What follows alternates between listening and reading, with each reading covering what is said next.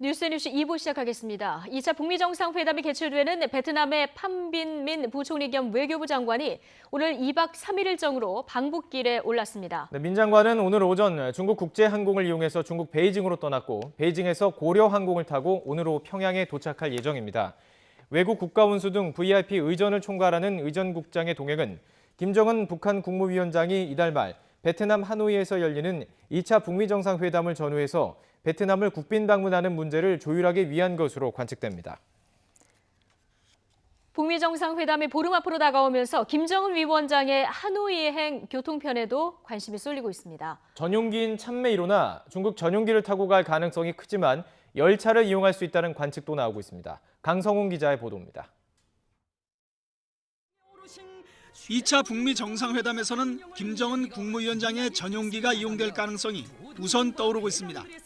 전용기 참매 1호의 재원상 비행거리는 10,000km, 평양에서 하노이까지는 2,400km로 문제가 없습니다. 1차 정상회담 때 김정은 위원장은 타지 않았지만 수행단을 태우고 싱가포르까지 간 경험도 있습니다. 하지만 옛 소련 시절 제작 때 기령이 35년이나 됐고 조종사들의 운항 경력이 부족한 게 약점입니다. 이 때문에 싱가포르 정상회담 때처럼 중국에서 전용기를 빌리는 것도 방안이 될 수 있습니다. 중국 전용기는 시진핑 주석을 비롯한 최고 지도자들이 타는 보잉 747 기종이어서 안전성이 높습니다. 그러나 전용기를 또 인체하는 것은 국제적 이미지를 고려할 때 북한도 내키지 않는 선택일 수밖에 없습니다. 하노이까지 열차를 타고 갈 수 있다는 관측도 나오고 있습니다. 과거 김일성 주석 부자가 열차를 타고 모스크바를 방문한 적이 있어 큰 무리는 아니라는 겁니다. 문제는 베이징을 거쳐 하노이까지 거의 60시간, 이틀 반이나 걸린다는 점입니다. 결국 김정은 위원장의 교통편은 경호상 회담이 임박할 때까지 비밀에 붙여질 가능성이 클 전망입니다. YTN 강성웅입니다. 스티븐 비건 미국 국무부 대북 특별대표는 남북관계 발전이 북한 비핵화 과정과 함께 나아가길 바란다고 말했습니다. 비건 대표는 방미 중인 문희상 국회의장과 여야 대표단을 만나 미국은 남북관계의 발전을 반대하지 않지만 국제사회 대북제재 틀 안에서 이루어져야 한다면서 이같이 밝혔습니다.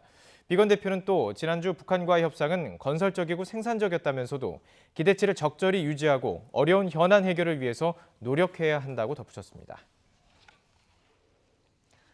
청와대는 일부 정치인이 3.1절 특별사면 대상에 포함됐다는 언론 보도와 관련해 3.1절 특사는 현재 법무부에서 검토하고 있으며 구체적인 대상은 확정되지 않았다고 밝혔습니다. 한정우 청와대 부대변인은 오늘 브리핑에서 특별사면은 법무부가 실무 차원의 준비를 하고 있고 구체적인 대상과 범위, 명단이 아직 민정수석에게도 보고되지 않았다고 말했습니다. 또 문재인 대통령은 뇌물과 알선 수재, 알선 수뢰, 배임 횡령 등 5대 중대 부패 범죄자에 대한 사면권을 제한하겠다고 지난 대선에서 공약했고 이 공약은 여전히 유효하다고 강조했습니다. 문재인 대통령은 어제 규제 샌드박스 첫 승인 사례가 나왔다면서 우리 경제가 선도형 경제로 전환하는 혁신의 계기가 될 것이라고 평가했습니다. 또 우리 기업이 규제에 묶인 사이에 외국에서 먼저 제품을 출시한 사례도 있다고 들었다며 정부가 기업의 어려움을 적극적으로 해결해달라고 당부했습니다. 자, 오늘 국무회의 모두 발언 들어보시겠습니다. 규제 샌드박스는 규제 체계의 대전환을 위해 우리 정부가 새롭게 도입한 제도입니다. 일정 기간 규제를 면제해 실전 테스트를 가능하게 해주거나 임시 허가를 내주어서 시장 출시를 돕는 것입니다. 나는 솔직히 이번 규제 샌드박스 승인 사례들을 보면서 지금까지 우리나라에서 이런 정도의 사업이나 제품조차 허용되지 않아서 규제 샌드박스라는 특별한 제도가 필요했던 것인지 안타깝게 여겨졌습니다. 심지어 우리 기업이 수년 전에 시제품을 만들었는데 규제에 묶여있는 사이에 외국 기업이 먼저 제품을 출시한 사례도 있다고 들었습니다. 개별 사례에 대해서는 우려가 있을 수 있습니다. 그러나 논란만 반복해서는 한 걸음도 나갈 수 없습니다. 새로운 가치를 창출하는 혁신 없이 추격형 경제에서 선도형 경제로의 전환은 불가능합니다. 규제 샌드박스가 우리 경제의 성장과 질적 전환을 위한 계기가 될 것으로 기대합니다.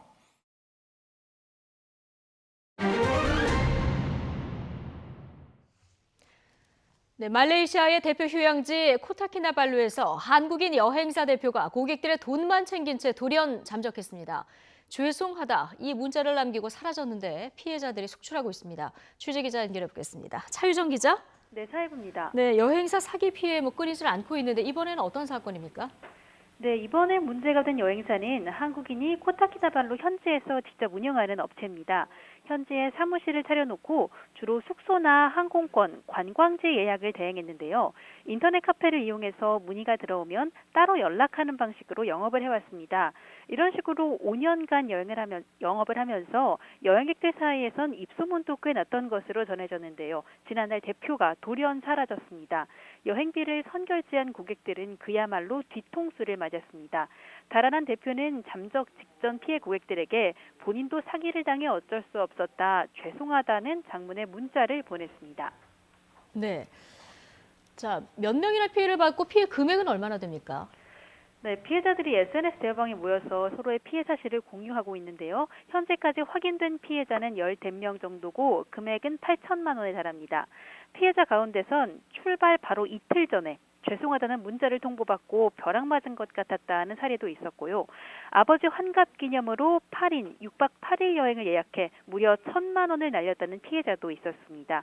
피해자들은 내일쯤 인천 연수경찰서에 여행사 사기 혐의로 고소할 예정입니다.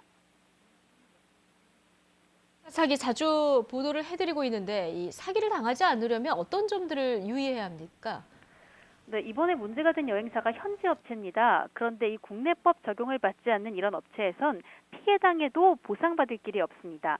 국내법에는 국내 등록 여행사를 상대로 보증보험 가입을 의무화하고 있는데요. 문제가 생겼을 때 돈을 조금이라도 돌려받기 위해선 되도록 국내 등록업체를 이용하라고 전문가들은 조언합니다. 등록 여행사인지 확인하려면 한국여행협회 여행정보센터 홈페이지에 들어가서 검색하면 됩니다. 또 종종 할인해준다면서 현금 완납을 요구하는 경우가 있는데 여행비는 반드시 분할 납부로 내야 하고 납부 계좌가 대표 명의가 아닌 개인 계좌일 경우에는 의심을 해야 합니다. 또 숙소나 항공권 예약 진행 상황을 수시로 확인해야 피해를 최소화할 수 있다고 전문가들은 조언합니다. 지금까지 사회부에서 전해드렸습니다. 청와대의 민간인 사찰 의혹을 폭로한 김태우 전 검찰 수사관이 피의자 신분으로 검찰에 출석했습니다. 수원지방검찰청에 오늘 오전 10시 공무상 비밀누설 혐의로 출석한 김 전 수사관은 청와대의 불법 행위를 고발했다는 이유로 조사를 받게 됐다고 말했습니다. 이어 자신이 고발한 내용은 민간인 사찰, 블랙리스트 작성, 감찰 무마, 직권남용 등 청와대의 불법 행위라면서 그로 인해 국가적 이익을 훼손한 게 전혀 없다고 주장했습니다. 전직 대법원장이 사법농단 사건으로 재판에 넘겨진 가운데 김명수 대법원장이 의혹에 연루된 법관들에 대해서 추가 징계를 검토하겠다고 밝혔습니다. 김명수 대법원장은 오늘 오전 법원 내부 전산망에 올린 입장문에서 전직 대법원장과 사법행정의 최고 책임자들이 재판을 받게 된 상황에 대해 국민과 법원 가족의 사과와 위로의 말씀을 드린다고 밝혔습니다. 이어 검찰의 최종 수사 결과를 토대로 필요할 경우에 관계 법관에 대한 추가적인 징계 청구와 재판 업무 배제의 범위를 검토하겠다고 설명했습니다. 양승태 전 대법원장의 주요 혐의 가운데 하나는 일제 강제징용 재판 기밀을 유출했다는 점입니다. 검찰은 양 전 대법원장이 사법부 수장의 권한을 남용해서 재판 절차를 늦춘 것뿐만이 아니라 사법부 신뢰를 해치는 데 직접 나선 것으로 판단했습니다. 조성호 기자의 보도입니다. 일본 기업이 강제징용 피해자들에게 배상해야 한다는 판결은 지난 2013년 7월 대법원으로 다시 넘어옵니다. 검찰은 박근혜 정부 청와대와 외교부가 얽힌 양승태 전 대법원장의 재판 거래도 이때부터 시작된 걸로 파악했습니다. 그해 9월부터 양 전 대법원장은 정부 뜻을 반영한 재판 지연 방안을 검토하도록 법원 행정처 심의관에게 지시했고 담당 재판연구관 그리고 주심인 김용덕 당시 대법관에게 검토 내용이 차례로 전달됐습니다. 국가기관이 재판 관련 의견을 제시할 수 있는 제도를 도입하라고 지시한 뒤 외교부가 전범기업 측에 유리한 의견서를 제출하도록 미리 조율하기도 했습니다. 검찰은 양 전 대법원장의 재판 개입이 여기에 그치지 않은 걸로 봤습니다. 재판을 전원 합의체에 넘겨 정부 의견을 반영해 심리할 거란 계획과 심증을 외교부와 전범기업을 대리하는 김앤장 변호사에게 알려준 사실도 파악했습니다. 사법부가 보호해야 할 재판 기밀을 그것도 수장이 직접 유출했다는 겁니다. 이런 이유로 검찰은 양 전 대법원장에게 직권남용뿐 아니라 2년 이하 징역형에 처할 수 있는 공무상 비밀누설죄를 적용했습니다. 검찰은 확정 판결까지 고려해 양 전 대법원장 공소장 법리와 범죄 사실을 문구 하나하나 신중하게 검토한 걸로 알려졌습니다. 검찰은 판결 선고 시까지 최종적으로 법과 상식에 부합하는 결과가 나올 수 있도록 공소 유지에 최선을 다하겠습니다. 양 전 대법원장은 구속된 이후로도 모든 혐의를 부인하고 있어서 법정에서 검찰과 치열한 법리 다툼이 예상됩니다. 재판 결과와 상관없이 이미 드러난 범죄 사실만으로도 양승태 전 대법원장이 사법부 신뢰와 독립을 스스로 훼손했다는 비난은 피하기 어려워 보입니다. YTN 조성호입니다. 지난달 표준 단독주택 공시가격 발표에 이어서 오늘 표준지 공시지가가 발표됐습니다. 11년 만에 가장 크게 오른 것으로 나타났습니다. 특히 서울은 14% 가까이 올랐습니다. 취재기자 연결해 보겠습니다. 이하린 기자. 네, 경제부입니다. 네, 정부가 앞서 공시지가의 시세 반영률을 높이겠다 여러 차례 밝혀왔는데요. 지난해보다는 얼마나 오른 겁니까? 네, 전국 3,309만 필지 가운데 대표성 있는 50만 필지의 가격이 내일 공시됩니다. 정부가 하루 앞서 관련 통계치 등을 발표했는데요. 내용을 보면 전국 표준지 공시지가가 지난해보다 9.42% 올라 지난 2008년 이후 11년 만에 최고 상승률을 기록했습니다. 공시지가가 시세를 얼마나 반영하는지를 나타내는 현실화율은 2.2%포인트 상승한 64.8%로 집계됐습니다. 지역별로 보면 서울이 13.87% 올라 상승폭이 가장 컸고 부산과 광주도 10% 넘게 올라 전국 평균을 훌쩍 뛰어넘었습니다. 반면 3.79% 오른 충남은 최저 상승률을 보였습니다. 국토부는 서울의 경우 국제교류 복합지구와 영동대로 지하 통합개발 계획 등의 영향으로 상승률이 높았고 충남은 세종시로의 인구 유출 등으로 낮은 변동률을 보였다고 설명했습니다. 네, 전국에서 가장 비싼 토지, 올해도 서울 명동의 화장품 부지로 나타났죠? 네, 그렇습니다. 지난 2004년부터 16년째 최고지가를 기록하고 있는 서울 명동의 네이처 리퍼블릭 매장 부지로 1제곱미터에 1억 8,300만 원으로 파악됐습니다. 지난해 지가의 2배 이상으로 오른 겁니다. 2위는 명동 우리은행 부지로 역시 2배로 상승하면서 1제곱미터에 1억 7,750만 원으로 나타났습니다. 공시지가 1위부터 8위까지는 서울 명동과 충무로 일대 화장품 의료 매장 밀집지의 상가 부지들입니다. 토지 공시가격이 모두 지난해보다 2배가량 올랐습니다. 앞서 초고가 상위 1위에서 8위 모두 100%대의 비슷한 상승률로 공시가격이 오른 데 대해 정부가 감정평가사들에게 지침을 내린 게 아니냐는 논란이 제기된 바 있는데요. 이에 대해 국토부는 1제곱미터의 추정 시세가 2천만 원 이상인 고가 토지에 대해 현실화율을 개선했을 뿐이고 2천만 원 이상인 토지는 전체 0.4%에 불과하다고 강조했습니다. 잠시 들어보시겠습니다.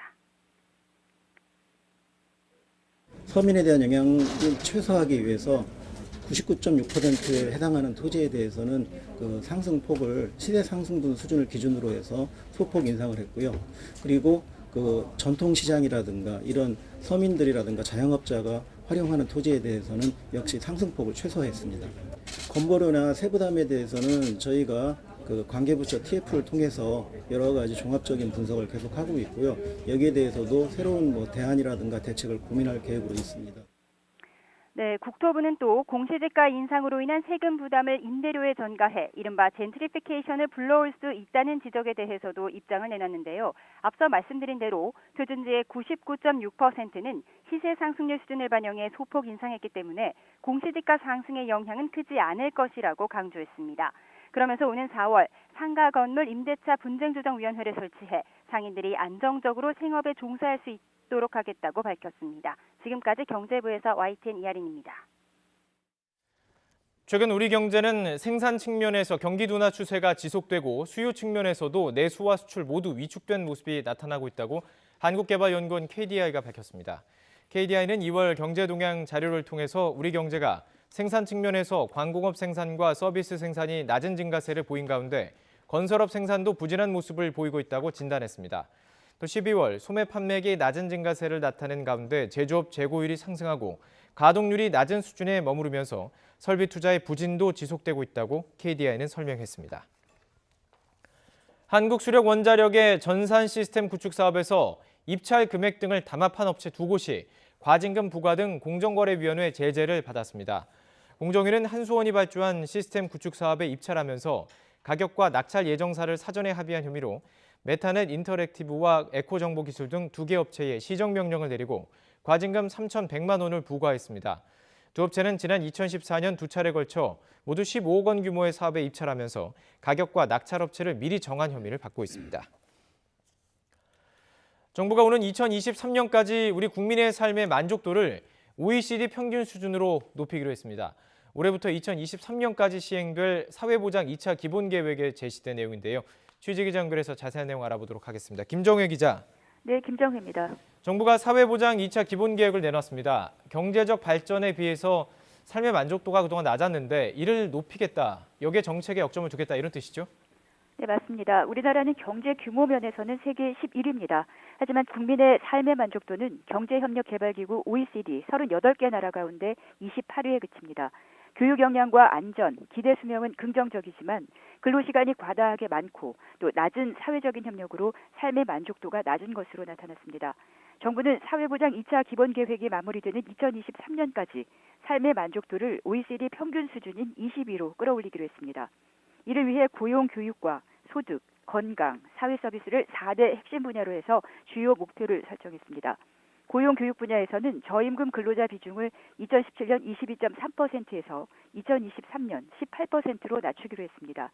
연간 2,000시간이 넘는 노동시간은 1,800시간대로 줄인다는 목표입니다. 소득 보장 분야에서는 공공부조 강화와 다층 노후소득 보장 체계를 확충합니다. 이를 통해 소득 수준이 중위소득의 50% 이하인 빈곤 가구 비율을 2017년 17.4%에서 2023년 11.5%로 낮추기로 했습니다. 건강 보장 분야에서는 보험의 보장성을 강화하고 예방적인 건강 관리를 강화해서 건강 수명을 2016년 73세에서 2023년에는 75세로 높이기로 했습니다. 사회 서비스 분야에서는 GDP 대비 사회 서비스 투자 비중을 2015년 5.7%에서 2023년 OECD 평균 수준인 7.4%로 높이기로 했습니다. 자, 이 정부의 그 정책 목표가 달성이 됐을 때 5년 후에 우리 국민 생활은 어떻게 달라지는 겁니까? 우선 고등학교까지 무상교육이 이루어져 고등학생의 수업료 부담이 없어집니다. 고용보험 적용 대상이 특수형태 근로자, 프리랜서 예술인까지 확대돼 157만 명이 혜택을 볼 것으로 기대되고 부양의무자 기준을 단계적으로 폐지해서 기초생활보장을 받지 못하는 비수급 빈곤층이 89만 명에서 47만 명으로 줄어들 것으로 보입니다.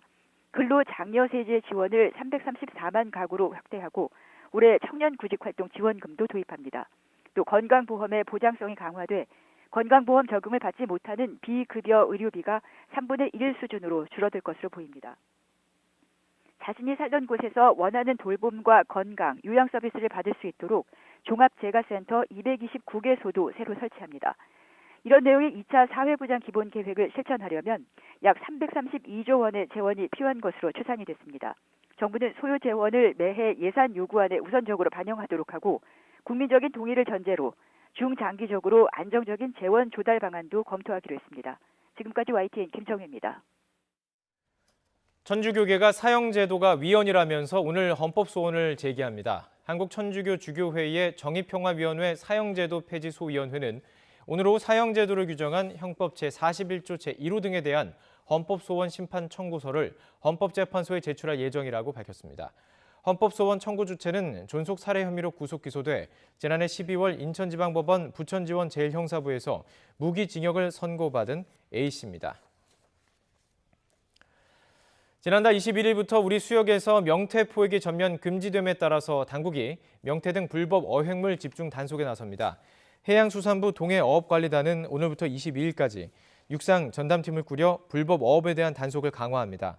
이에 따라 식당에서 생태탕을 판매하거나 암컷 대게, 어린 갈치와 고등어, 참조기 등을 판매하면 최고 2년 이하의 징역이나 2천만 원 이하의 벌금이 부과됩니다. 해양수산부는 다만 명태 포획 금지는 우리 수역에만 한정된 것으로 수입 명태를 활용한 생태탕 등의 유통 판매는 가능하다고 강조했습니다.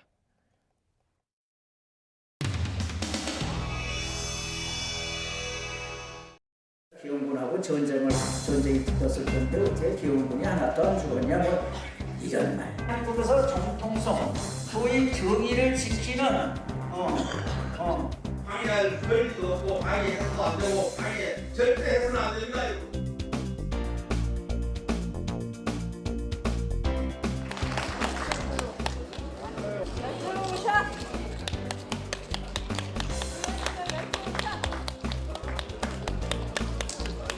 5.18 때 북한군이 개입됐다는 것을 하나하나 밝혀나가는 그런 역할들을 하는데 저 최선을 다하겠습니다.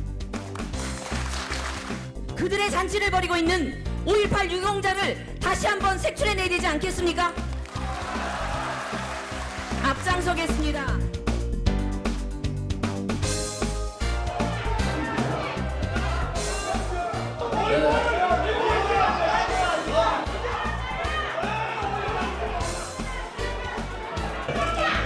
뒤에 좀 대기하세요.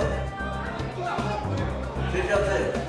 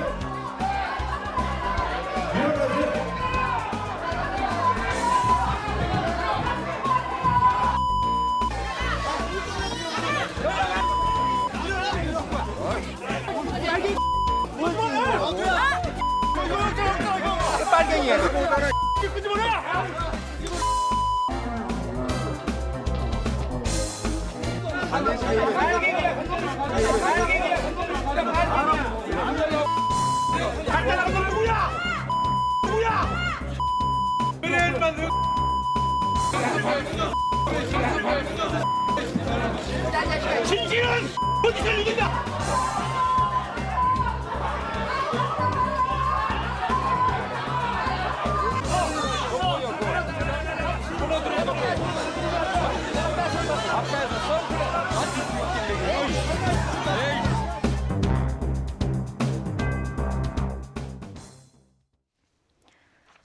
네, 5.18 폄훼 한국당 3명 의원의 제명을 위한 여야 사당의 공조가 본격화되면서 한국당 역시 지금 수습하는 모습이 역력합니다. 자세한 얘기 권혁기 전 청와대 춘추관장 그리고 김희정 전 새누리당 의원과 나눠보겠습니다.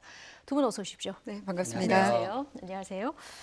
자, 한국당 지도부에서 이 한국당 의원 3명 발언 이후에 지도부에서도 여러 가지 목소리가 나오고요. 또 의원들 사이에서도 분분한 얘기가 나왔었습니다.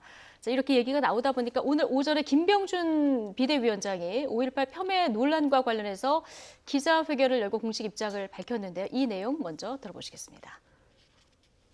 5.18 진상규명 공청회 문제로 깊은 마음의 상처를 입은 5.18 희생자 유가족과 광주 시민들께 당을 대표해서 진심으로 사과의 말씀을 드립니다.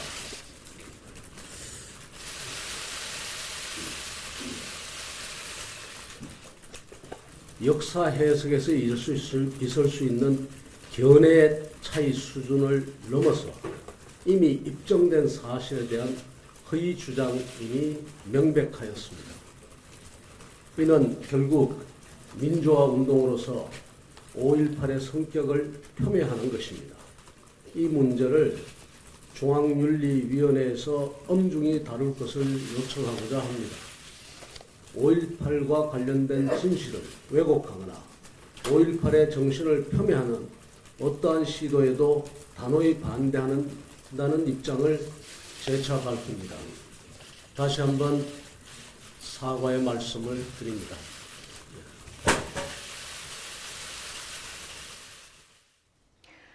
네, 당의 목소리들이 산발적으로 나오다 보니까 오늘 김병준 비대위원장이 이제 공식적으로 당의 입장을 밝혔습니다. 엄중하게 상황을 인식하고 있다. 어제하고 좀 달라진 이런 모습인 것 같은데 어떻게 보셨습니까? 일단 김병준 위원장의 사과 말씀을 통해서 다친 5.18 유족들의 마음이 전체가 위로가 되겠습니까마는 그래도 널리 헤아려 주시고 저희 당의 사과를 받아주셨으면 하는 바람입니다. 예. 그리고 무엇보다도 다행스럽게 생각하는 거는 지금 여러 가지 이렇게 개인 의원들의 잘못된 행동에 대해서 당 지도부가 나서서 수습하고 국민들에게 사과하는 모습을 보인 게 예. 그나마 당이 이렇게 살아서 갈 수 있는 모습이지 않은가 저는 그렇게 생각합니다. 왜냐하면 예. 지금 여당이냐 야당이냐를 놓고 판단하는 게 아니라 많은 분들이 국회나 정치권에 대해서 이렇게 무슨 잘못을 저지르고도 그때 언론에 나온 걸로 끝나는 거지 예. 뭐 제대로 된 조치가 되지 못하는 거에 대해서 니들이 다 그렇지 뭐 이런 것들이 굉장히 많지 않습니까? 예. 최근 들어서 특히 여권에서도 뭐 서영교 의원이 뭐 재판 개입이라든지 손혜원 의원 문제라든지 이런 여러 가지 문제들이 있을 때 비단 그 당의 문제뿐만 아니라 국회 전체를 바라보는 시선이 좋지 못했습니다. 그런 면에서 한국당이 개인 의원이 잘못한 일이지만 당 지도부가 나서서 이렇게 정중하게 사과하는 거 예. 저는 굉장히 의미 있게 보고요. 앞으로 또 유족들의 마음을 달래는 일을 계속할 것이라고 기대를 하고 예. 있습니다. 지도부가 오늘 이렇게 엄중하게 상황을 인식하고 공식 입장을 밝힌 부분에 대해서 긍정적으로 평가한다 얘기를 해주셨는데 이게 조금 더 빨랐으면 어땠을까 이런 생각은 조금 듭니다. 어제까지만 해도 이제 지도부에서 역사 해석에 대해서 다양한 견해가 있을 수 있다 이런 입장들이 나왔기 때문에 그런데 오늘 이렇게 입장을 바꿔서 이렇게 강경하게 사과를 한 이유는 어떻게 보면 좀 여론의 흐름을 의식했다 이렇게 볼 수 있을까요?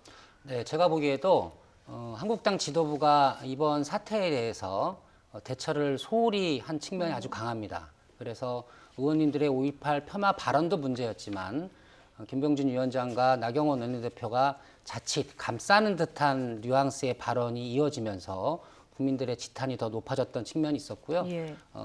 그런 여론의 지탄에 등 떠밀려서 오늘 좀 강한 조치에 입장을 내신 것 같습니다. 뭐 뒤늦은 감은 있습니다만 과거 정태욱 의원이 이부망천 발언을 했을 때 그 당시 한국당은 아주 신속하게 출당 조치를 한 사례가 있습니다. 선거를 코앞에 두고 지도부의 위기감이 높았기 때문에 이루어졌던 조치였다고 봅니다. 이번 사건도 그때처럼 신속하게 이런 오늘 같은 조치가 선행됐더라면 국민 여론이 이렇게 들끓지는 않았을 것 같습니다. 예. 어쨌든 지금 한국당 제외하고 여야 사당이 오늘 윤리위에 회부를 하면서 제명까지 추진하겠다. 이들 3명 의원에 대해서 이렇게 얘기를 했습니다. 앞으로 이제 뭐 아까 얘기를 들어보니까 과정이 만만치는 않던데 어느 정도 제재 수위가 적당하다고 보십니까? 개인적으로? 일단 국회법에 명시가 되어 있습니다. 예. 국회의원의 징계에 관련돼서는 일단 공개회의석상에서의 경고가 있고요. 네. 그다음 단계가 공개회의석상에서의 사과가 있습니다. 네. 그리고 30일간 이 출석 정지를 하면서 물론 그동안 월급도 다 받아가면 안 되겠죠. 네. 그게 있고 이제 마지막 단계가 제명이 있습니다. 가장 윗단계인 거죠? 네, 그러니까. 그렇습니다. 예. 그래서 저는 예. 이번 기회에 이 비단 이 사건뿐만 아니라 과연 국회 윤리특별위원회가 살아있는 위원회인가 이 부분에 대해서 한번 짚고 넘어갈 계기가 되지 않았나 그렇게 생각을 합니다. 네. 왜냐하면 윤리위원회 방금 말씀드린 거는 이제 제가 얘기한 거는 이 제재 수위에 대해서 말씀을 드렸고요. 예. 제재를 해야 되는 내용에 대한 명시도 국회법에 아주 명확하게 되어 있습니다. 첫 번째가 헌법 위반 중에서 국회의원 청렴 의무를 위반한 부분하고요. 국회의원의 직위를 이용해서 사적 이득 또는 예. 제3자의 재산상의 이득을 취하게 한 거를 헌법상 의무로 규정하고 있는 취하지 못하도록 하고 있는 거를 헌법상 의무로 규정하고 있는데 이거를 첫 번째 요건으로 꼽고 있습니다. 그리고 네. 두 번째가 비밀 누설, 이제 세 번째가 보통 질서 이렇게 유지를 방해한다라든지 예. 이제 의사 진행 방해라든지 이런 것들이고요. 이제 그다음 나오는 것들이 이제 발언에 있어서 동료 의원들을 폄훼하거나 뭐 이런 것들입니다. 네. 지금 제 발언 들으면서 여기에 해당되는 수많은 의원들의 얼굴이 떠오르지 않습니까? 떠오릅니다. 최근에 있었던 예. 일들에 첫 번째 1조 헌법 어겼던 뭐 손혜원 의원뿐만 아니라 또 국회의원의 직위를 이용했던 서영교 의원 등등 해서 과연 국회에서 이런 문제가 생겼을 때마다 국회윤리위원회가 이 국회법에 따라서 가동이 되었느냐? 예, 근데 그러지 윤리위가 못했거든요. 앞으로는 제 역할을 해야 된다 이 얘기를 지금 하고 계신데 그렇습니다. 그런 의미에서 이번에 이제 국회윤리위원회 전체에 대한 얘기가 됐으면 좋겠고요. 그리고 일단 한국당이 사과를 하면서 당 자체 내에서 진상조사를 하겠다라고 밝힌 바가 있습니다. 예, 예, 전체에 대한 이야기를 이제 해주셨는데 오늘 김병준 비대위원장이 발언 내용이 이제 입증된 사실과 다른 부분이 있고 이게 헌법적 가치를 훼손한 발언이다 이렇게 분명히 얘기를 하면서 당 그 중앙윤리위에서 엄중히 다룰 것을 요청한다 이렇게 얘기를 했거든요. 아까 제가 드린 질문은 그래서 개인적으로 봤을 때 이 3명 의원에 대한 징계 수위가 아까 4단계를 얘기해 주셨는데 그거는 국회에서의 징계 수위입니다. 국회에서의 징계 네, 수위 네. 어느 정도가 적당하다고 보십니까? 그거는 당 외부에서 오신 윤리위원들로 구성이 돼 있는 당 윤리위원회가 있는데 네. 제가 당 소속 의원, 전직 의원이 얘기를 하는 거는 그건 적절치 적절하지 않다. 않죠. 왜냐하면 외부에서 오신 네. 분들이 충분히 당 내부에서 논의를 하고 일단 윤리위원회가 네. 가동이 되는 당이다. 물론 잘못은 했지만 그래도 수습하고 사과할 줄 아는 당이라는 거를 네.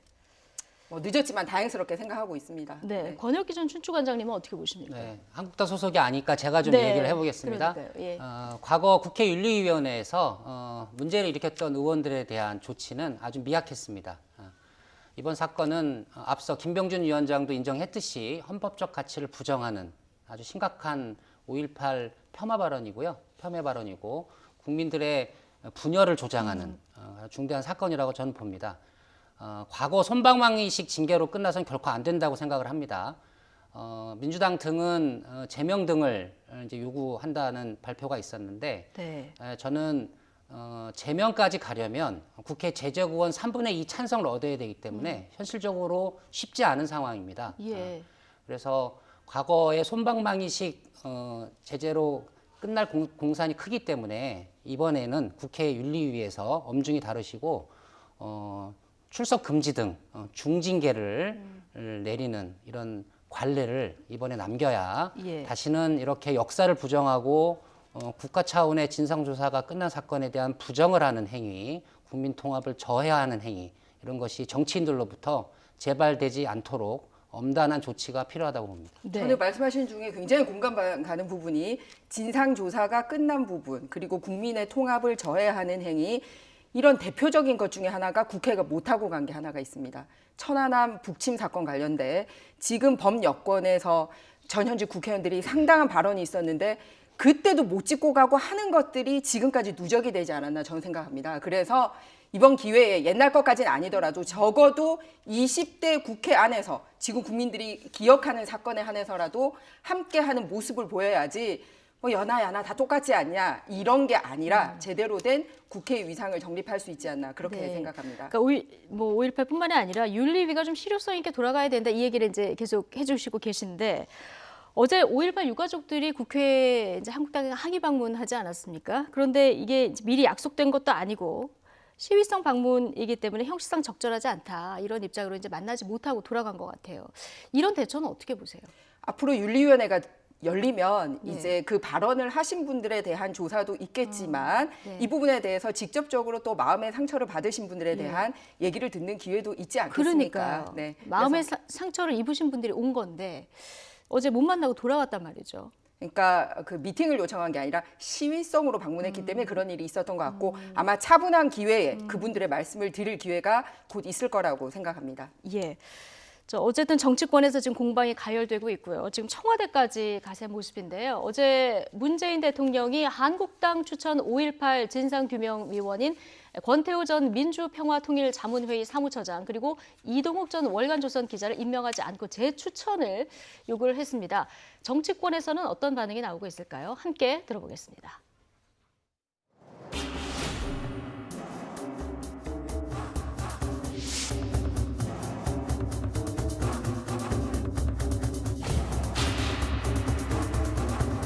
법에 규정되어 있는 자격 요건을 충족하지 못하였기에 후보 재추천을 요청한 것입니다.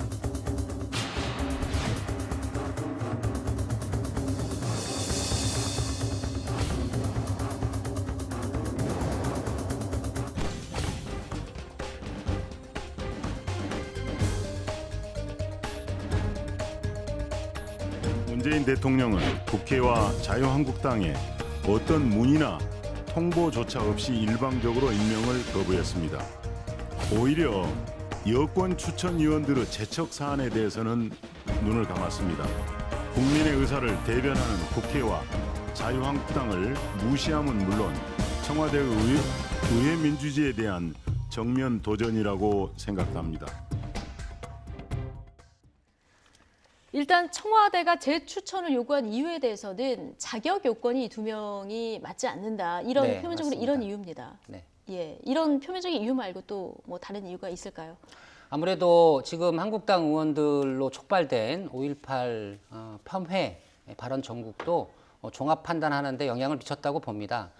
지금 이렇게 국민 여론이 한국당 의원들의 5.18 폄훼 발언으로 들끓고 있는 상황에서 예. 법적 자격을 갖추지 못한 인사들을 예. 야당의 추천이라는 이유 하나만으로 청와대가 임명을 그대로 진행한다는 것 자체가 더 큰 문제가 될 수 있지 않겠습니까? 그리고 그 두 분의 과거 5.18과 관련된 역사 인식과 발언도 심각한 문제가 있었다고 검증이 되고 있는 상황이기 때문에 이 두 가지 요소를 종합하여 판단한 것이라고 봅니다. 예.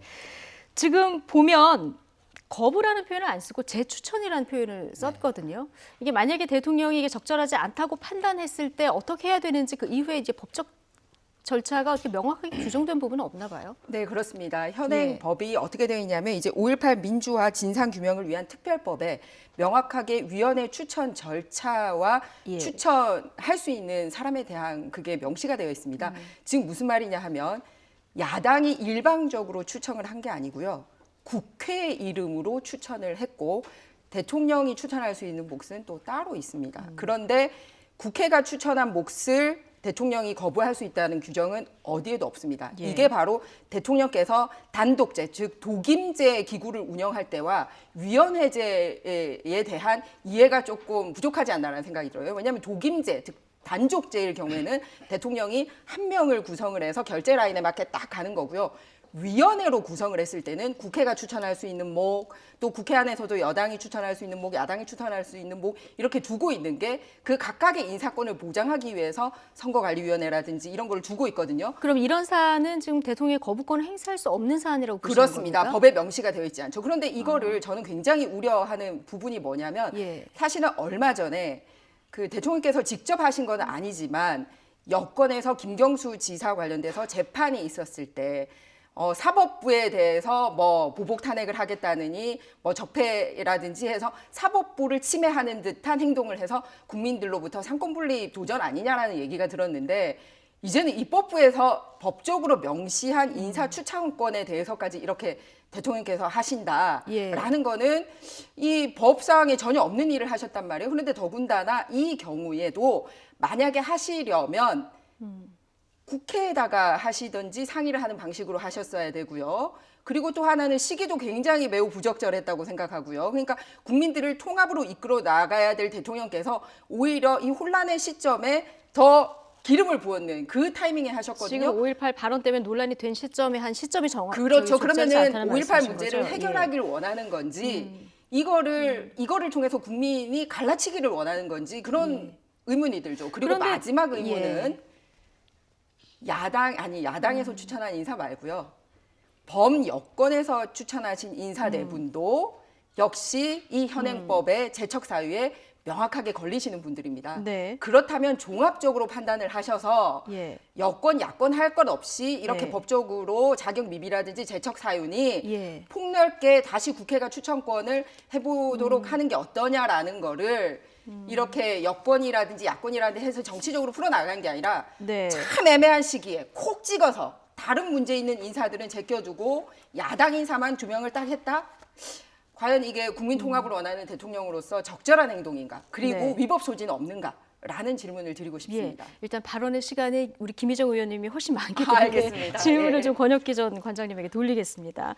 아까 이제 법적으로 명시가 돼 있지 않기 때문에 거부권을 행사할 수 없다. 이렇게 해석하는 것이 맞다는 입장이신데 여기에 대해서는 관장님은 어떻게 보십니까? 상식적으로 판단을 해보면 될 것 같습니다. 대통령이 임명을 해야 하는 인사권자인데 법적으로 자격을 갖추지 않은 인사가 아무리 야당의 추천으로 올라왔다고 하여 야당 추천을 인정하는 차원에서 법적 자격 요건을 갖추지 않은 인사를 대통령 임명할 수는 없는 것입니다. 그렇게 하면 어떻게 해야 될까요? 그래서 한국당이 다시 재추천을 요구한 것이라고 보여지고요. 차기환 변호사 같은 경우는 자격 요건을 갖추었기 때문에 일부 5.18에 대한 인식의 논란이 있음에도 불구하고 임명을 하겠다고 밝히지 않았습니까? 그래서 청와대의 이 자격 요건에 대한 부분은 현행법의 권한이 있냐 없냐의 차원을 떠나서 공직자를 임명하는 대통령으로서 당연히 판단해야 할 요소를 판단하는 것이다. 저는 이렇게 보여지고요. 저는 이 5.18 진상위원들의 재추천 문제를 한국당이 발상의 전환을 했으면 좋겠다고 생각을 합니다.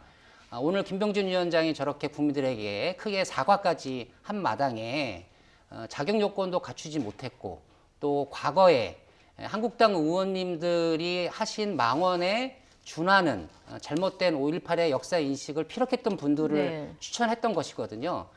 이런 국민들 인식이 5.18 역사 인식에 대해서 한국당이 재정립하기를 바라는 여론이 굉장히 높은 상황이기 때문에 대통령이 재추천한 이 요청안을 받아들여서 국민들 눈높이에 맞는 그리고 5.18 진상위원 활동에 적합한 인사를 재추천하는 것은 지금 한국당이 이번 사태로 나름 당이 꽤 곤혹을 치르고 있는데 다시 아까 김병준 위원장이 이야기한 것처럼 당을 재정립하겠다라고 하는 출구 전략으로도 충분히 선택할 수 있는 카드가 아니겠는가 저는 이렇게 봅니다. 한 가지만 더 여쭤보겠습니다. 아까 그 질문을 하셨기 때문에 오히려 여당 의원 재척 사유에는 눈을 감았다. 이 부분에 대해서 이제 문제를 제기를 하셨거든요. 이 부분에 대해서는 어떻게 보십니까? 재척 사유라는 것은 이제 재척 사유에 해당되느냐, 자격 요건을 아예 충족하지 못하느냐는 큰 차이가 있다고 봅니다.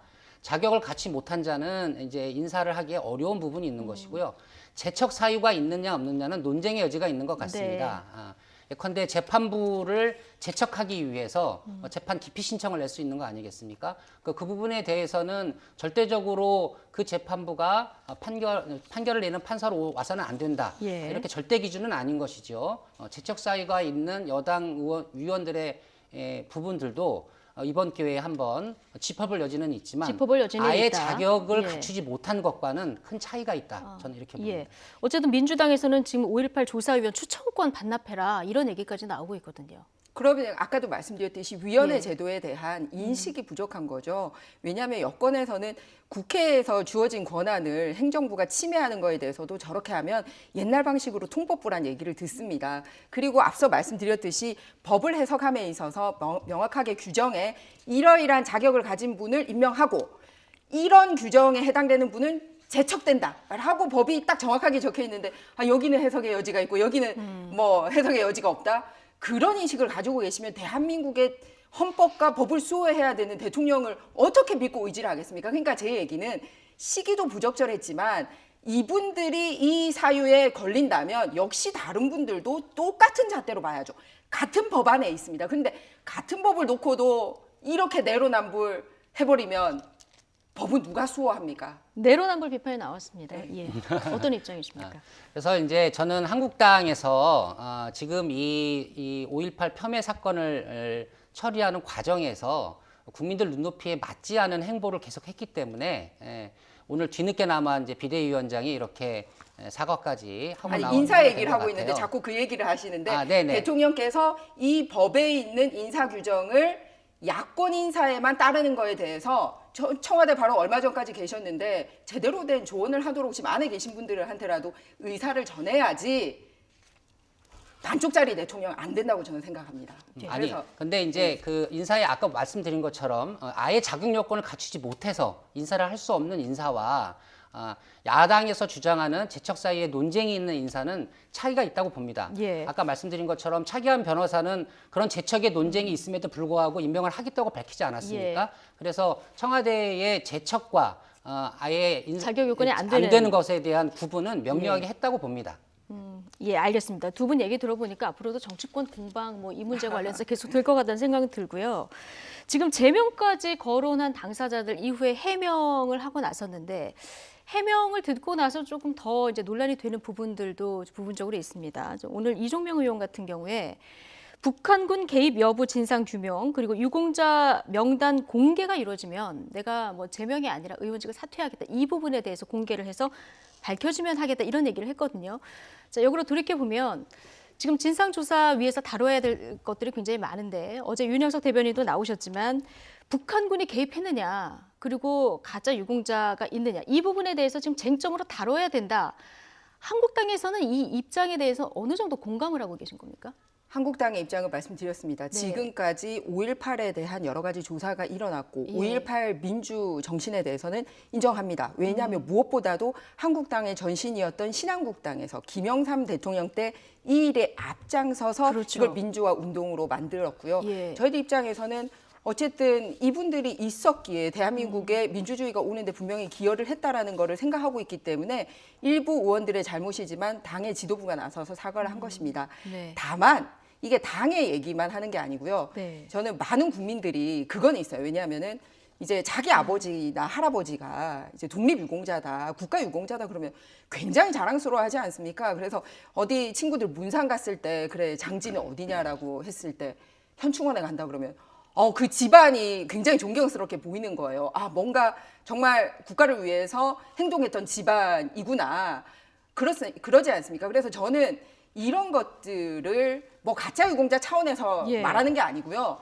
정말 많은 국민들이 자랑스러워하고 또 그분들이 예우받는 걸 보면서 또 다른 그 우리나라에 기여하는 국민들이 나오는 거 아닙니까? 아, 나도 국가를 위해서 어려울 때 그래서 지금 그러면 되겠다. 유공자 명단은 좀 더 상세히 저는 다뤄봐야 된다는. 유공자 부분에 대해서는 자랑스러운 이름이기 때문에 밝혀야 되지 않나라는 얘기를 많이 듣고 있습니다. 그럼 북한군 개입 여부 이 진상조사도 필요하다고 보십니까? 그 부분은 제가 얘기할 수 있는 부분은 아니에요. 법에 어떻게 되어 있냐면 개인적인 의견을 묻는 거예요. 제 얘기는 제 개인이나 당이 얘기할 수 있는 부분이 아니고요.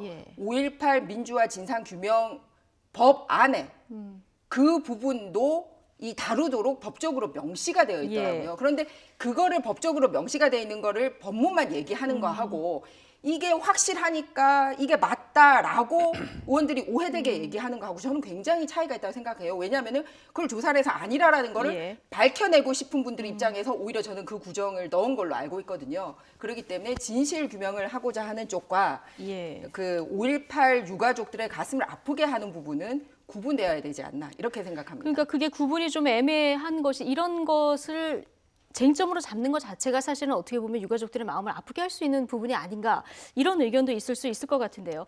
일단 한국당은 이게 그 진상조사의 어떤 다뤄야 될 사안 안에 북한군 개입 이 여부가 문구로 들어가 있기 때문에 다뤄야 된다 이런 입장이거든요. 네, 한국당이 굉장히 기계적으로 해석하시는 것 같습니다. 5.18 진상조사위원회를 국회에서 다시 활동을 하기 위해서 특별법을 만들었을 때의 취지는 아직까지도 광주 5.18 민주화운동 당시에 최종 발포 명령자가 밝혀지지 못해서 역사의 미완의 숙제로 남아 있고요.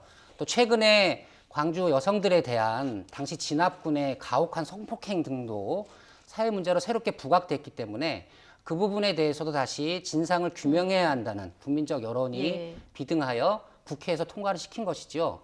그 당시 한국당의 일부 보수 의원들의 주의 주장을 이제 입법에 담은 것 같습니다만 그것이 진상규명의 본질이 될 수는 없다고 생각을 합니다. 5.18 진상조사위 빨리 활동에 들어가야 될 텐데요. 이게 지금 임명 절차도 지금 재추천이 요청된 상황이라서요. 이게 언제쯤 돌아갈 수 있을까요? 말씀하신 이제 문제가 된다라고 대통령께서 말씀하셨던 분 그리고 역시 같은 기준에서 문제가 된다고 말씀하신 이 위원들이 새로 임명이 되어야지 또 활동이 되지 않겠습니까? 어쨌든 이거를 통해서 새로운 아픔을 주는 것보다는 정말 고통받았던 분들의 마음을 하고 또 하나 말씀드렸듯이 민주화를 위해서 고생하셨던 분들에 대해서 국가가 이걸 하는 거 보면서 다른 사람들도 나도 국가를 위해서 최선을 다해야 되겠다 마음을 줄 수 있는 그런 진상조사위원회가 되었으면 하는 바람입니다. 자, 어쨌든 이 3명 의원의 발언이 지금 일파만파라서 정치권을 좀 발칵 뒤집어 놓은 이런 상황이 됐는데 오늘 한국당에서 수습에 나섰습니다만은 한국당 3명 의원들의 5.18 이 모독 발언 때문에 지금 한국당을 포함해서 같은 보수 진영에서도 여기에 대한 비판의 목소리가 나오고 있습니다. 차현주 앵커가 이 목소리를 모아봤습니다.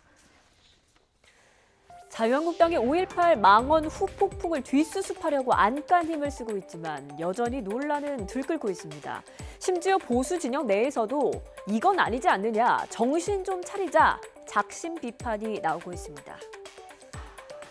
육선 중진인 김무성 한국당 의원은 역사적 평가가 끝난 5.18을 부정하는 것은 역사 왜곡이자 금도를 넘어서는 거라고 강도 높게 비판했고 장제원 의원도 시대착오적 급진 우경화를 멈춰야 한다고 했습니다. 또 한국당을 탈당한 친박계 좌장 서청원 의원도 가세했습니다.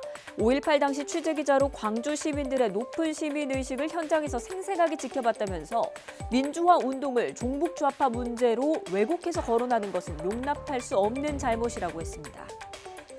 보수의 심장인 대구의 권영진 시장도 요즘 당 돌아가는 꼴을 보니까 가슴이 터질 것 같다면서 지지율 좀 오른다고 고질병이 재발한 건가 제발 정신들 좀 차리자고 토로했습니다. 하태경 바른미래당 최고위원도 한국당에 단호한 조치를 촉구했는데요. 들어보시겠습니다. 보수의 품격 차원에서라도 한국당 내에서 정말 중징계를 해야 됩니다. 보수 단체들한테까지 외면받는 이런 행위를 한 것에 대해서 한국당은 정말 심각하게 생각해야 된다고 봅니다. 상황이 이렇게 되자 당내 문제라며 소극적 태도를 보였던 김병준 비대위원장도 조금 전에 기자간담회를 열고 고개 숙여 사과했죠. 이번 사태를 제대로 수습하지 못하면 당에 큰 위기가 될 거라는 지적도 나오는 가운데 앞으로 당의 행보에 관심이 모아지고 있습니다. 네. 그러니까 발언들이 워낙 좀 저희가 입에 이렇게 제가 어제부터 계속 담고 있습니다만은 5.18 유공자 단체가 괴물이고 그 괴물들이 세금을 축내고 있다 이런 발언까지 나오다 보니까 이제 국민적인 공분을 일으킨 부분이 있습니다. 사실 한국당 조금 지지율 오르고 있잖아요. 이런 상황에서 이런 개인 의원들의 발언들 내부에서 어떻게 보고 계십니까? 잘못됐다는 목소리들 스스로 하고 있지 않습니까? 예. 당 내부에서 그래서 저는 아까도 얘기했지만 참 이런 의원들 발언이 적절하지 못한 발언이 있지만 그나마 한국당 안에서 남들이 네. 비판하지 않아도 안에서 비판의 목소리가 살아있는 당이구나. 그나마 다행이구나 생각을 하고 있습니다. 그래서 이제부터는 정말 윤리위원회에서 어떻게 해 나가는지가 또 더 중요하지 않겠습니까? 예, 보수권 내에서도 이제 비판의 목소리가 나오고 있기 때문에요. 이런 일단 처음에 나왔던 발언에 대해서는 어떻게 들으셨습니까? 이제 한국당 의원님들 처음 나왔던 발언 말씀하시는 예, 거죠? 뭐 지만원 씨 발언은 뒤로 하고요. 네네. 예. 근데 저는 이번 사건이 단편적인 사건은 아니라고 봅니다. 한국당이 과거에도 5.18을 폄하하거나 또는 친북 이데올로기적 공세를 많은 의원님들이 많은 선거 때마다 제기를 했었는데 그때의 한국당 지도부가 오늘처럼 단호하게 네. 대처를 해왔다면 이번에도 이런 사건은 벌어지지 않았을 거라고 봅니다. 이게 이제 계속 방치된 측면이 저는 없지 않아 있다고 봅니다. 보수의 정체성을 확립한다는 어떤 이유로 많은 한국당 의원님들께서 여러 선거에 나가실 때마다 이런 소재들로 보수와 진보의 편을 가르는 국민을 불효시키는 언행들이 많이 이루어져 왔었습니다. 예. 그 연속선상에서 이루어졌던 일이다. 저는 이렇게 봅니다. 아무래도 한국당 전당대회가 코앞으로 다가왔잖아요. 이러다 보니까 어떤 이런 선명성을 강조하는 이런 발언들이 나오는데 이런 발언들이 전대에 도움이 될까요? 이게 전당대회를 앞두고 나온 발언은 아닙니다. 제가 이제 하나 짚고 넘어가야 되는 부분이 뭐냐면 국가유공자 관련돼서 다시 이렇게 당 내에서 분위기가 재점화됐던 거는 손혜원 의원 부친의 국가유공자 선정 과정에서 이게 사실은 더 많은 얘기가 증폭이 됐었습니다. 뭐냐면 근데 지금 이 공청회는 5.18 관련 진상 규명 관련한 공청회이기 무슨 때문에 무슨 말인지 압니다. 그런데 제 얘기는 뭐냐면 이런 얘기들이 나온 것 중에 하나가 이 공청회에 나오셨던 분들이 이 공통적으로 얘기하는 부분들이 뭐냐면 이제 누군지 알고 싶다. 이 얘기를 제일 많이 했거든요.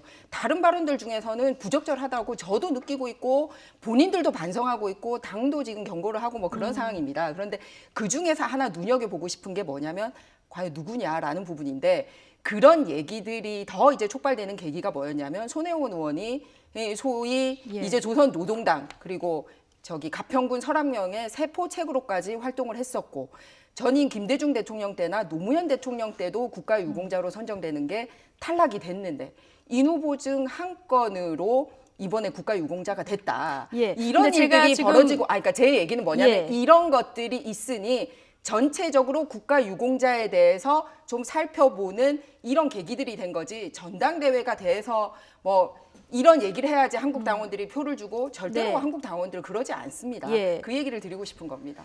네, 저는 이제 김진태 의원이 당권에 도전하셨는데 이 행사를 주최를 하셨기 때문에 질문을 드린 부분이었는데 어쨌든 이제 전당대회 얘기로 넘어갔으니까요. 선관위 네, 또 관련이 돼 있기 그렇습니다. 때문에 지금 날짜는 변경하지 않기로 했다고 하고 지금 오세훈 의원이 마지막에 고민을 하다가 출사표를 던졌고 네. 이렇게 되면 이제 3명이 네 분은 지금 불출마 의사를 밝혔고요. 지금 네. 주호영 의원만 명확한 네. 입장을 안 밝힌 이런 상황인 것 같습니다. 3파전 혹은 4파전 정도가 되는데 네. 이렇게 되면 또 흥행이 떨어지는 거 아닙니까? 위기가 곧 기회입니다. 위기가 기회다. 뭐냐면 첫 번째는 네. 한국당 전당대회 날짜 한국당 당원들도 애매했어요. 그냥 2월 네. 말 정도로 알고 있었지. 근데 이제 전 세계적인 행사 때문에 날짜 정확하게 알게 돼서 아마 투표로 올라갈 것 같습니다. 그리고 또 하나는 언론에 저희가 후보가 많을 때 네. 이제 컷오프 전에 TV 토론회나 이런 거를 좀 요청을 드렸더니 너무 많은 숫자로는 TV 토론회를 하기가 좀 불편하다. 네. 진행이 안 된다. 그러다 보니 후보 측 입장에서 날짜뿐만 아니라 TV 토론회 수 작은 거 가지고도 좀 불만이 있었거든요. 근데 이제 후보가 한 4분 정도 되시면요. 등록과 동시에 저희가 TV 토론회 등을 통해서 더 많이 알릴 수 있는 기회가 됐고요. 또 저는 이번 기회를 통해서 출마하는 게 득이 되시는 분은 출마의 기회로 삼은 거고 또 물러서는 게 도움이 되시는 분은 물러설 수 있는 기회로 삼지 않았나라고 생각합니다. 그러니까 많은 분들에게 오히려 이 위기가 기회가 되지 않았나 그렇게 생각을 하고 이게 있습니다. 정리가 됐기 때문에 위기가 기회가 될 것이다. 그리고 당 네. 대표만 관심들을 가지는데요. 저희 최고위원 선거에도 한 후보가 10분 정도 계시고 청년 최고위원 후보도 한 5분 정도 나올 것 같습니다. 네, 어쨌든 27일 날 전당대회 이제 한국당의 새로운 당대표가 누가 되는지 저희가 이제 알 수 있을 것 같고요. 한국당 전대에서 가장 지금 선명성을 드러내고 있는 후보가 이제 김진태 의원 아니겠습니까? 앞서 얘기도 계속 나왔습니다만은 그런데 7일 기자회견에서 내가 당 대표가 되면 문재인 대통령 부부의 특검을 추진을 하겠다 이렇게 분명하게 얘기를 했습니다. 자, 이 발언에 대해서는 어떤 입장이십니까? 아무리 전당대회 당대표 후보라 할지라도 하실 수 있는 말씀이 있고 해서는 안 되는 말씀이 있는데 저는 이는 선을 넘은 발언이라고 생각을 합니다. 한국당 등이 추천하여 야권이 추천하여 드루킹 특별검사가 드루킹 사건과 관련돼서 특검 수사를 종료를 했습니다. 그 수사가 종료된 이후에 새롭게 다시 전당대회를 앞두고 김진태 후보가 대통령 내분의 특검을 추진하겠다고 하는 것은 김진태 후보의 선거 전술의 일환이라고 생각을 하고요. 당신들이 추천하여 임명한 특별검사 수사 자체를 부정하는 자기 부정에 해당된다. 저는 그렇게 생각을 합니다. 김태우 수사관이 오늘 피의자 신분으로 처음 소환이 됐습니다. 이게 소환되면서 한 얘기가 국가 기능을 정상적으로 돌려놓기 위해서 청와대 범법행위를 묵과할 수 없다. 이 얘기를 하고 들어갔거든요. 네. 그러니까 특검 종료 후에 새로운 사실들이 나오고 있지 않습니까? 그래서 재판 과정 중에도 항상 새로운 사실이 나오고 있습니다. 그 가장 새로운 사실 중에 하나가 바로 특감반에 있었던 김태우 전 수사관이 드루킹 관련돼서 청와대에 조직적인 지시가 있었다라는 내용이거든요. 그러면은 과연 이게 청와대와 직접적인 연관이 없이 그냥 단순하게 김경수 지사의 문제였다면 왜 이 수사가 어떻게 진행이 되는지 그리고 제출된 증거에 무슨 내용이 있는지 청와대 직원을 통해서 알려고 했을까요? 그러니까 합리적으로 의구심이 드는 거는 사실이라고 생각합니다. 더군다나 김경수 지사가 이 면회 온 의원들에게 뭐라고 얘기를 했냐면 아니 본인이 그렇게 지금 저 구속돼 있으면서 대통령 잘 지켜달라고 그런 말을 했거든요. 그러면 자기가 들어가 있는 사건이 대통령하고 관련이 있는 건가요? 그러지 않아도 지금 드루킹이 진술한 것 중에 경공모를 경인선으로 바꾼 거라든지 또 이 대통령 전당대회장에서 김정숙 여사님께서 경인선이라는 거를 수차례 외치는 것 때문에 이게 어떻게 된 연유인지 알고 싶다라고 많은 국민들이 얘기하고 있는데 김태우 수사관의 새로운 증언과 증거까지 나왔기 때문에 이 진실 규명 차원에서 제기한 문제 제기지 않은가 그렇게 어쨌든 생각합니다. 이제 진실 규명이 앞으로 이루어져야겠습니다만은 김태훈 수사관이 추가 폭로한 내용 이런 부분은 그 김태우 수사관이 개인적으로 폭로한 부분이라서 아직 그 밝혀진 부분 정확히 밝혀진 부분은 없기 때문에 이 상황을 좀 지켜봐야 되는 상황인 것 같고요. 오늘 발언 기회가 좀 적은 것 같아서 청와대에 계셨으니까 마지막으로 질문을 좀 드리겠습니다. 개각 이야기가 이달 말에 중폭으로 있을 것이다 나왔다가 이제 이달에는 없다 이렇게 또 이제 정리가 된 것 같습니다. 이 정도 얘기가 나오면 이미 다 어느 정도는 정해진 겁니까? 그렇지는 않을 겁니다. 그렇지는 않을 거다. 일단 개각 시기에 대해서 청와대가 이제 2월 달 안에 개각은 이제 없다라고 밝혔고요. 개인적으로 판단해 보건데 이게 2월 아니라고 하면 아무래도 한국당 전당대회도 있고요. 또 이제 국회 상황이 개각 명단을 발표하면 국회에서 이제 인사청문위원회를 준비해야 하는데 국회 상황도 현실적으로 2월 달에 인사청문회를 진행할 상황인가에 대한 판단도 있었던 것 같고요. 또 이제 2차 북미회담도 이제 예정이 되어 있기 때문에 시간상 이런 부분에 대한 종합 판단이 좀 있었던 것 같습니다. 그리고 청와대에서 인사를 특히 이제 장관 후보자를 추천할 때는 무엇보다 중요한 것이 인사청문회를 통과하고 국민의 눈높이에 맞는 적절한 인사였다라는 그 평을 받는 게 되게 중요하기 때문에 인사 검증에 또 시간도 어느 정도 버는 그런 효과도 같이 있지 않겠나 관심을 싶습니다. 모았던 부분이요. 이낙연 총리 교체설이 나왔었거든요. 근데 이 부분 이제 사실 무근이 다 밝혔습니다만 이런 설은 왜 나오는지 마지막으로 좀 짧게 들을게요. 지금 개각 대상으로 거론되신 분들은 현역 의원님들이고 차기 총선에 출마하실 분들입니다. 근데 총리는 현역 의원도 아니시고 아직 차기 총선 출마에 대한 입장도 밝힌 적이 없거든요. 뭐 어떠한 근거 없이 나온 그냥 낭설인 것 같습니다. 근거 없이 나온 낭설. 네. 워낙 관심을 많이 받는 인사다 보니까. 글쎄 2년 정도 이제 총리직을 수행해 오셨는데 2년 정도 총리를 수행하셨다는 이유로 총리 교체를 검토할 그런 인사 카드는 아닌 것 같습니다. 알겠습니다. 한 가지만 부탁드리고 싶은 거는 인사청문 보고서 채택이 안 된 장관 6분이나 임명을 하셨습니다.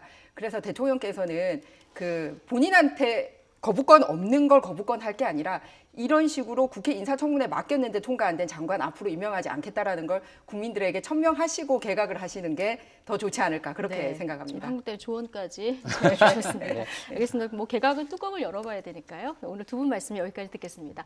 권혁기 전 청와대 춘추관장 그리고 김희정 전 새누리당 의원 두 분과 함께했습니다. 오늘 고맙습니다.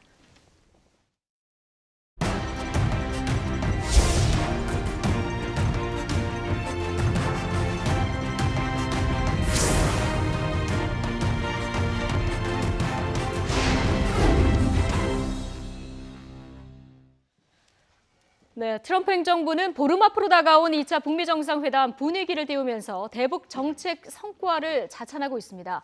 하지만 미국 내에서 2차 북미 정상회담 결과에 대한 회의론도 적지 않게 나오고 있습니다. 워싱턴에서 김희준 특파원이 전해드립니다. 백악관이 오늘 뿌린 언론 배포문입니다. 트럼프 정부의 대북 정책을 지지하는 월스트리트저널의 전문가 기명 칼럼을 실었습니다. 토드 린드버그 허드슨 연구소 선임 연구원은 트럼프 대통령이 북한에 대한 진정성 있는 외교로 새로운 지평을 열었다고 평가했습니다. 오바마 정부는 이란의 핵 포기에 실패한 반면 현 정부는 북한 비핵화 목표를 분명히 하고 있다며 스티븐 비건 대북 특별대표의 연설도 인용했습니다. We've also made some progress on addressing the central issue of our diplomatic engagement, the final, fully verified denuclearization of North Korea. 트럼프 대통령은 자신처럼 열심히 일한 대통령이 없었다며 북한과의 전쟁 가능성을 막았다고 거듭 주장했습니다. If I had not been elected President of the United States, we would right now, in my opinion, be in a major war with North Korea. 대북 정책 성과를 자찬하며 2차 북미 정상회담에 대한 기대감을 고조시키고 있는 겁니다. 하지만 미 의회를 비롯한 조야의 회의로는 계속되고 있습니다. 야당 민주당은 물론 공화당 내에서도 트럼프 대통령과 김정은 위원장의 2차 핵담판에서 진전된 성과를 기대하기 어렵다는 우려가 적지 않습니다. 전문가들은 그런 만큼 이번에는 북한으로부터 구체적이고 확실한 비핵화 조치를 받아내야 한다는 촉구를 쏟아내고 있습니다. 다만 미국의 입장이 좀 더 유연해진 가운데 북미가 영변 핵설 폐기와 상응 조치를 집중 논의하고 있는 만큼 하노이 정상회담에서는 가시적인 성과를 낼 것이란 기대 섞인 전망도 나옵니다. 워싱턴에서 YTN 김희준입니다. 북한 매체들이 2차 북미 정상회담을 앞두고 연일 미국을 향해서 상응 조치를 촉구하고 있습니다. 대남 선전 매체 우리민족끼리는 미국이 자신들의 노력을 존중하고 그에 상응한 실천적 행동으로 화답해 나서야 한다고 주장했습니다. 대외용 주간지 통일신보도 다른 나라들이 핵실험 등을 이유로 취한 대북 제재를 철회하는 것이 마땅하다고 주장하고 있다고 언급했습니다. 북한 김정은 위원장의 베트남 국빈 방문을 위한 논의가 곧 이루어질 것으로 보입니다. 이 경우 김 위원장은 트럼프 대통령보다 하루 이틀 먼저 들어와서 베트남과의 정상 외교에 나설 가능성이 커 보이는데요. 베트남 현지에 나가 있는 취재 기자 연결해 보겠습니다. 김지선 기자.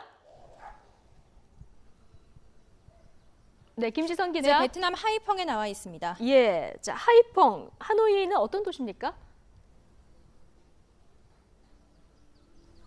하노이 외곽에 있는 도시입니다. 베트남 최대 기업 빈그룹이 운영하는 곳으로 김정은 위원장이 베트남을 찾을 당시 이곳을 경제 시찰할 수 있다는 후보지 가운데 하나입니다. 빈그룹은 우크라이나에서 주로 활동했지만 개혁 개방 이후 베트남으로 돌아왔습니다. 시장이 열린 베트남에서 첫 국내 자동차를 생산한 데 이어 전기 자전거 등을 생산하면서 빠르게 성장하고 있습니다. 베트남식 경제 모델을 배우려는 김정은 위원장으로선 이번 방문 때 들려서 살펴볼 만한 곳입니다. 외자 유치의 1등 공신이기도 해 대북 제재 완화 이후 북한의 경제 발전 구상과도 맞아떨어집니다. 이곳은 하노이에서 고속도로로 연결돼 2시간이 채 걸리지 않아 동선을 짜기에도 괜찮아 보입니다. 김 위원장의 경제 시찰 후보지로는 하노이 시내 남쪽에 있는 님빈 산업단지도 거론됩니다. 현대차 공장이 들어가 있는 곳입니다. 이 밖에 하노이 시내 외곽으로는 한두 시간 거리에 산업단지가 밀집해 있어 이 중 하나를 살펴볼 것이라는 관측이 나옵니다. 네, 오늘부터 북한과 베트남 외교부 장관 만남이 북한에서 있는데요. 아무래도 이 국빈 방문에 대한 논의가 좀 있을 것 같다, 이런 전망들이 나옵니다. 네, 그렇습니다. 판빈민 베트남 외교부 장관이 오늘 평양으로 떠납니다. 지난해 11월 북한 리용호 외무상이 하노이를 찾아 경제 협력을 강조한 지 석 달 만입니다. 이번에 만나면 김 위원장의 국빈 자격 방문에 대해서 논의할 것으로 보입니다. 리 외무상이 하노이 방문 때 둘러봤던 곳은 이곳에서 멀지 않은 하롱베이입니다. 하노이를 찾는 관광객들이 빼놓지 않는 관광 명소입니다. 원산을 중심으로 동해안 일대에 대규모 관광단지를 조성하려는 김 위원장에게도 매력적인 장소가 될 수 있습니다. 일각에선 리 외무상이 하노이 방문 당시 이미 김 위원장의 베트남 방문을 염두에 두고 동선을 살펴본 것이 아니냐는 관측도 나옵니다. 베트남 하이퐁에서 YTN 김지선입니다. 자유한국당을 제외한 여야 4당이 5.18 광주 민주화운동을 폄훼한 한국당 의원 3명을 국회 윤리특위에 제소한 데 이어서 한국당도 자체 윤리위를 소집해 사실상 징계 절차에 들어갔습니다.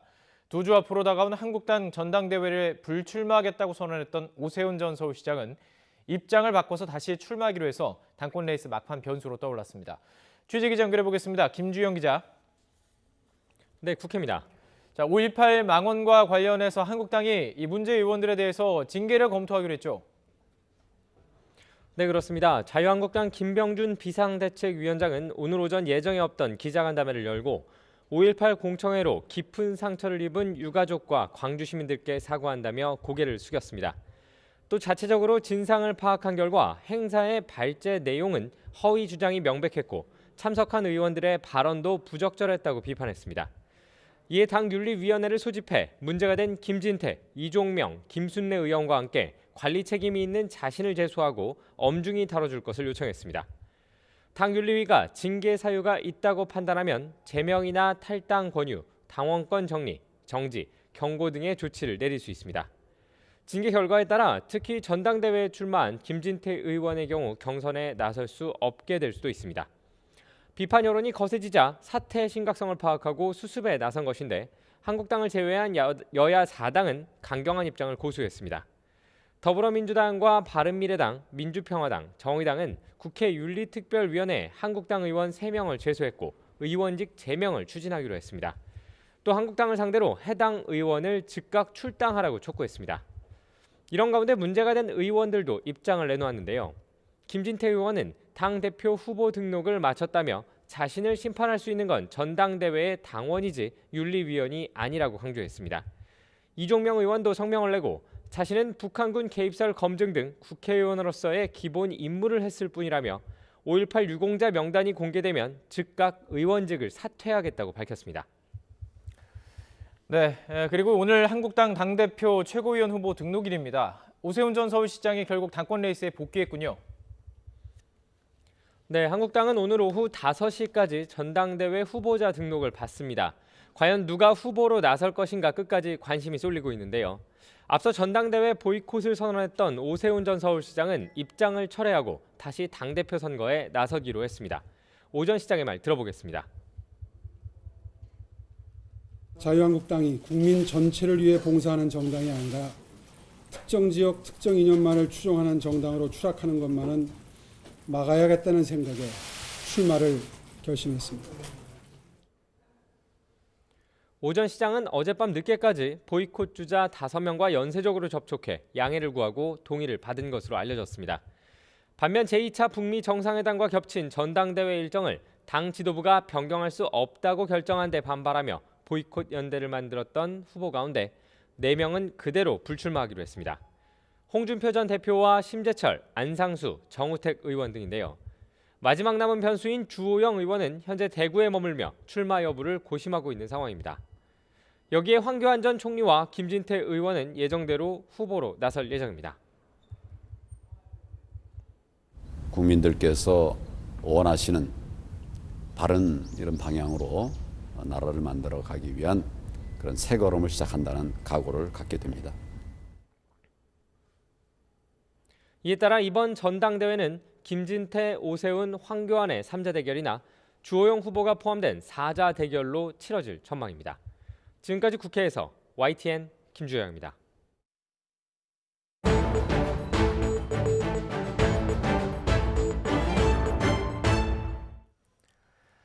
사법농단 의혹의 정점으로 꼽히는 양승태 전 대법원장이 어제 구속 상태로 재판에 넘겨졌습니다.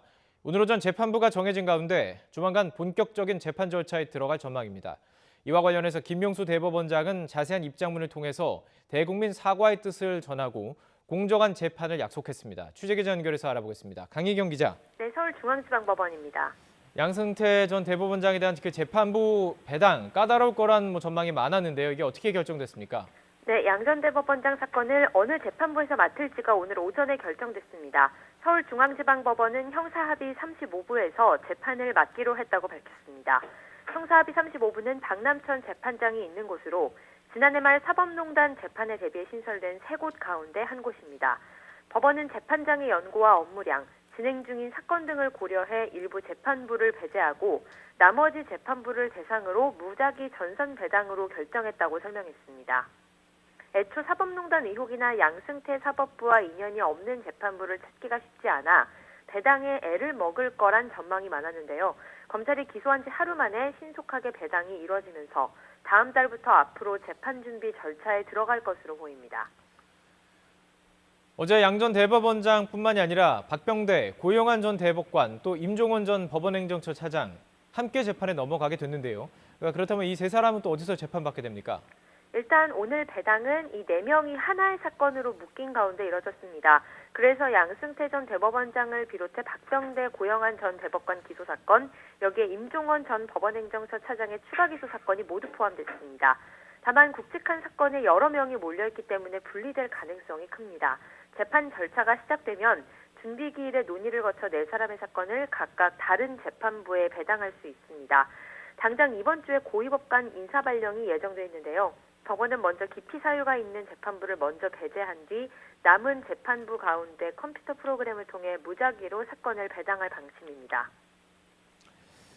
또 이 사법농단 수사 결과 발표를 바탕으로 그 공소장에 이름이 언급된 법관들 징계하는 방안이 검토된다고요? 네, 그렇습니다. 검찰이 양 전 대법원장을 재판에 넘긴 뒤 사법농단 의혹에 연루된 판사들을 어느 선까지 재판에 넘길지가 숙제로 남았는데요. 대법원 역시 의혹 판사들에 대한 징계를 검토할 것으로 보입니다. 검찰은 전현직 판사들을 재판에 넘긴 뒤 기소하지 않는 나머지 판사들의 비위 내용은 대법원에 통보할 방침인데요. 대법원은 공소장이나 검찰 송부 내용을 받아보고 추가 징계 착수를 검토할 계획입니다. 대법원은 앞서 지난해 12월 이규진, 이민걸 서울고법 부장판사 등 의혹 연루 판사 8명에게 징계 처분을 내린 바 있습니다.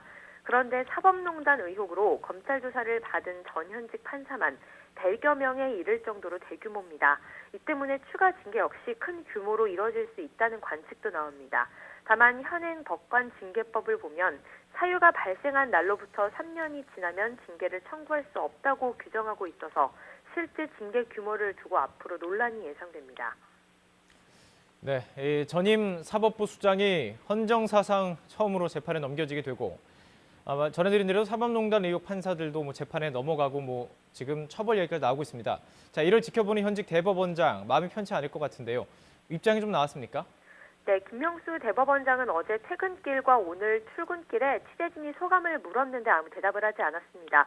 대신 오늘 오전 김명수 대법원장은 대국민 사과의 뜻을 담은 자세한 입장문을 통해 연루 판사들에 대한 추가 징계에 착수하겠다는 뜻을 분명히 했습니다.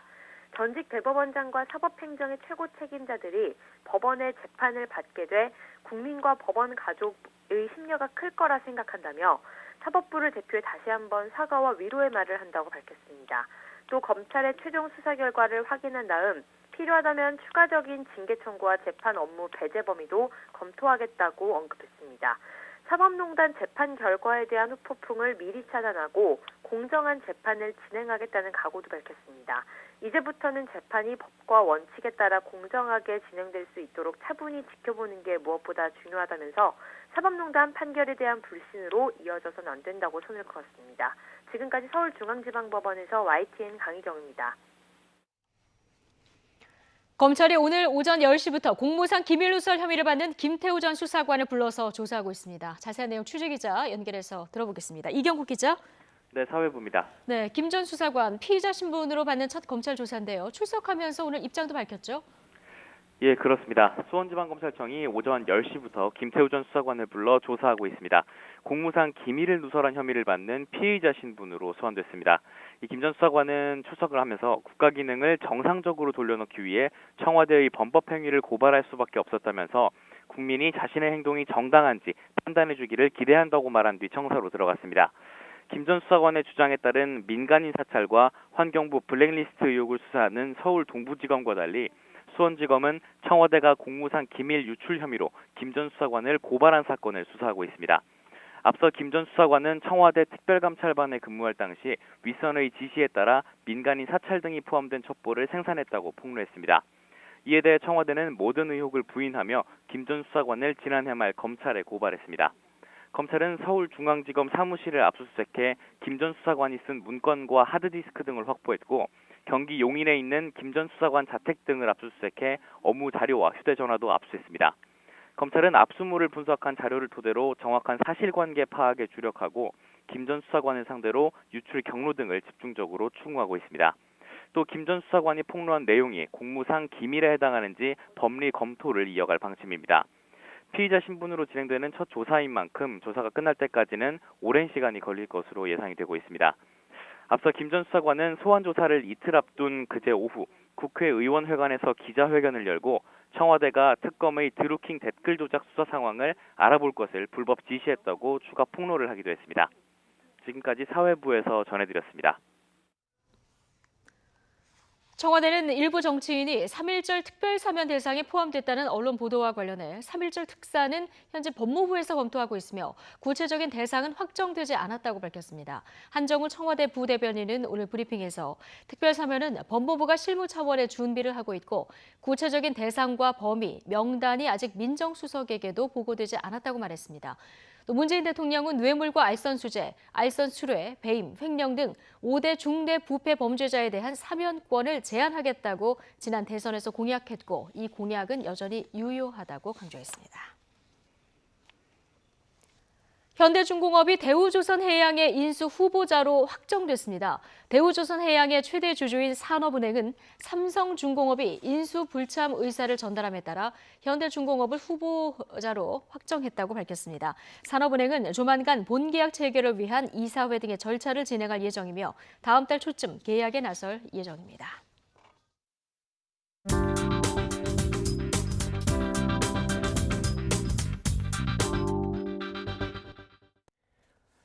배우 안재욱 씨가 음주운전을 하다 적발돼 면허정지 처분을 받았습니다. 안재욱 씨는 지난 2003년에도 음주운전 사고를 낸 혐의로 경찰 조사를 받았는데요. 그러니까 이번이 두 번째 음주운전 적발이었습니다. 지난 9일이었습니다. 전주에서 공연을 마치고 숙소 옆 식당에서 동료들과 술자리를 가진 안 씨. 다음날 아침 전주에서 서울로 향하던 중에 음주 단속에 걸렸습니다. 당시 혈중 알코올 농도를 보면 면허정지 수준이었던 것으로 전해지고 있는데요.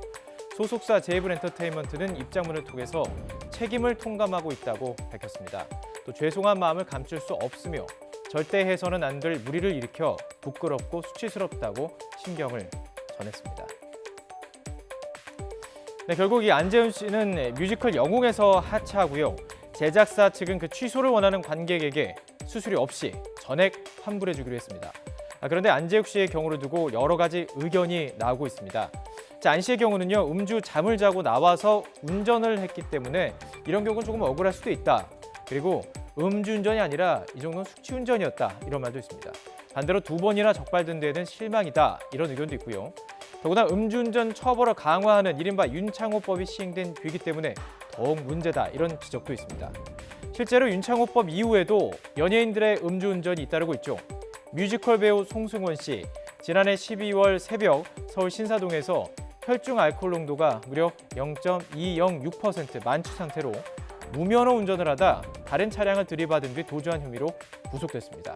손 씨는 이미 지난해 9월 말 음주운전으로 사고를 내 면허가 취소된 상태에서 석 달 만에 또 음주운전을 했던 것이었고요. 4번째 음주운전 적발이었습니다. 자, 이처럼 반복적인 음주운전은 특별한 치료가 필요하다는 전문가의 지적도 나오고 있습니다. 음주운전은 자체는 개인의 도덕적 판단 때문에 발생하는 것이 아닙니다. 음주운전이라는 건 상습이고 이것이 일종의 뇌의 특정한 형태의 호르몬과 연결될 수 있는 가능성이 높다고 얘기를 하거든요. 네. 그러니까 말하자면 술을 먹기 전에는 절대 안 한다고 하지만요. 술을 일정 정도 들어가게 되면 그 감정 자체가 확 바뀌어버립니다. 예. 따라서 음주운전이 상습하신 분들은 치료를 받아야 되거든요. 그런데 오늘 새벽 또 배우 김병욱 씨의 음주운전이 적발됐습니다.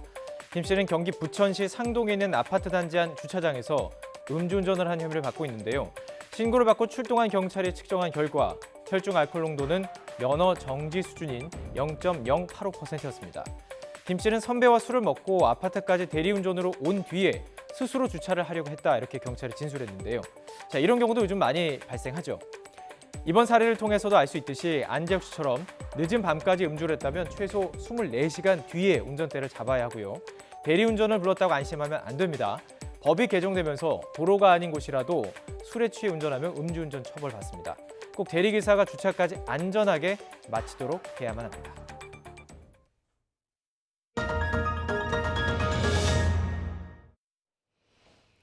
어제에 이어서 오늘도 완구업계 1위 손오공의 갑질 의혹 보도 이어갑니다. 신생회사의 장난감 판매를 막기 위한 이 손오공의 방해 공작은 집요했습니다.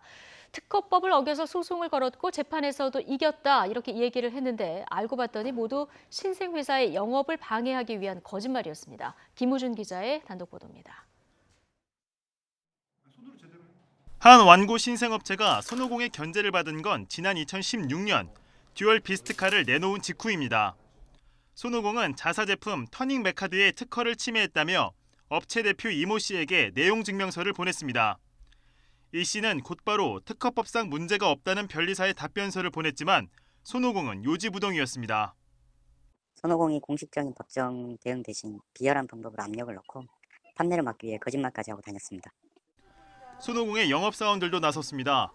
대형마트의 납품업체를 만나 이 씨를 특허법 위반으로 고소해 승소했으니 물건을 받지 말라고 압력을 넣었다는 겁니다. 손오공에서는 재판을 한 걸로 알고 있더라고요. 자기네 승소한 것도 가지고 있대요. 하지만 사실이 아닙니다. 손오공은 소송을 낸 적조차 없습니다. 그런데도 의뢰 입장인 이 씨는 압박을 이기지 못하고 기회를 달라며 손오공 측에 읍소했습니다. 저희한테도 기회라는 게 한번 있었으면 좋겠습니다. 그래서 연락 한번 드렸습니다. 그러니까 기회라는 게 뭐 어떤 기회를 말씀하신 거죠? 하지만 돌아온 반응은 냉담했습니다. 그럼 혼자 가라. 우리는 변호사랑 같이 나갈 테니 와서 판매를 하지 않겠다라는 거에 도장을 찍어라. 이런 말이 있었죠. 당시 손오공 임원은 오히려 자신들이 모방 상품의 피해자라고 주장했습니다. 법정 소송까지 검토했다가 신생업체의 어려운 처지를 참작해 실행에 옮기지 않았다는 겁니다. 엄청난 개발비를 들여서 그 카피한 거를 중국 업체가 카피한 거를 쓱 들고 와갖고 무임승차하는데 그걸 그냥 두자는 얘기예요. 그게 무슨 을질이지 그게 갑질입니까? 하지만 전문가들은 손오공 측의 행동은 공정거래법 위반 등 위법 소지가 많다고 지적합니다. 소송을 제기한 사실이 없음에도 불구하고 마치 소를 제기를 해서 이겼다라는 것을 이유로 해서 관련된 업무를 하지 못하게 했을 경우에는 형법상 위계에 의한 업무방해죄, 나아가서 허위사실 적시에 의한 명예훼손죄 등으로 처벌받을 가능성이 없지 않나 싶습니다. 제품 출시 이후 3년이란 시간이 흐르면서 변신 장난감 인기는 시들해졌고 이 씨는 제대로 팔아보지도 못한 채 실패라는 쓰디쓴 성적표를 받아야 했습니다. YTN 김우준입니다.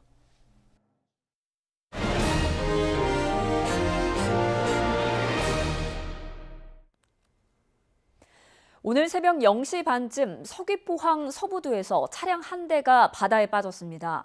출동한 해경구조대가 운전자 54살 정모 씨를 구해 병원으로 옮겼지만 숨졌습니다. 해경은 수중을 수색하고 차량을 조사했지만 다른 탑승자는 없는 것으로 확인했습니다. 2조 원대 다단계 사기죄로 복역 중인 제휴그룹 전 회장 주수도가 옥중에서 사기 범행을 저지른 혐의로 또다시 기소가 됐습니다. 서울중앙지방검찰청은 사기와 업무상 횡령 등의 혐의로 주수도를 불구속 기소하고 주 씨의 옥중 경영을 도운 변호사 2명을 구속 상태로 재판에 넘겼다고 밝혔습니다. 주 씨는 지난 2013년 1월부터 1년 동안 다단계 회사를 경영하면서 수당을 지급할 능력이 있는 것처럼 속여 피해자 1,300여 명으로부터 1,100억 원대를 가로챈 혐의를 받고 있습니다. 설 차례용 수산물 등의 원산지를 속이거나 표시하지 않고 유통한 업체들이 무더기로 적발됐습니다. 국립수산물품질검사원은 설을 앞두고 지난달 21일부터 열흘간 명태, 조기, 문어 등 차례용과 굴비, 전복 세트 등 선물용 수산물에 대해 원산지 표시 위반 여부를 조사한 결과 90개 업체를 적발했다고 밝혔습니다. 위반 유형은 수입 수산물을 국내산 또는 제3국으로 허위 표시한 업체가 13곳, 원산지를 밝히지 않고 판매한 업체가 77곳입니다. NC소프트는 지난해 연간 매출이 1조 7,151억 원, 영업이익 6,149억 원을 기록했다고 밝혔습니다. 지난해 영업이익은 전년과 비교해 5% 상승해 2017년에 이어 사상 최대 기록이지만 매출과 당기 순이익은 각각 2%와 5% 줄었습니다. 지난해 4분기만 놓고 보면 영업이익이 1,126억 원으로 전년 같은 기간보다 약 41% 줄었고 매출액은 3,997억 원으로 약 25% 줄었습니다. 국방부가 북한의 핵과 미사일 위협에 대응한 전략사령부 창설을 백지화하고 합동참모본부 내 핵, 대량살상무기 대응작전처 신설을 추진합니다. 당초 국방부는 재작년부터 북한의 핵미사일에 대응한 한국형 미사일 방어체계, 킬체인, 대량 응징 보복체계 등 한국형 3축체계를 통합해서 운영하는 전략사령부 창설을 검토해왔습니다. 보통 멜로디언 하면 초등학교 음악 시간에 쓰는 어린이용 악기라고 생각하는데요. 멜로디언을 가지고 클래식부터 영화 음악까지 다양한 곡을 연주하는 뮤지션이 요즘 큰 화제를 모으고 있습니다. 이지은 기자가 만나봤습니다. 장난감같이 생긴 멜로디언을 든 청년 2명이 무대에 등장합니다. 오락의 세계로 안내하는 신나는 슈퍼마리오 음악부터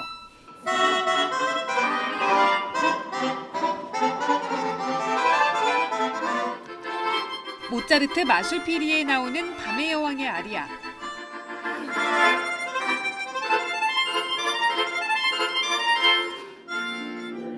최근 열풍을 불러일으킨 퀸의 보헤미안 랩소디까지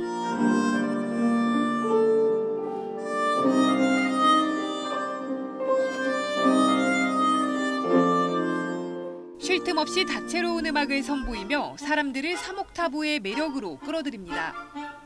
상표명으로 더 잘 알려진 멜로디언의 원래 이름, 멜로디카에서 따온 이들 멜로디카맨의 본업은 트럼펫 연주자와 음악 선생님입니다.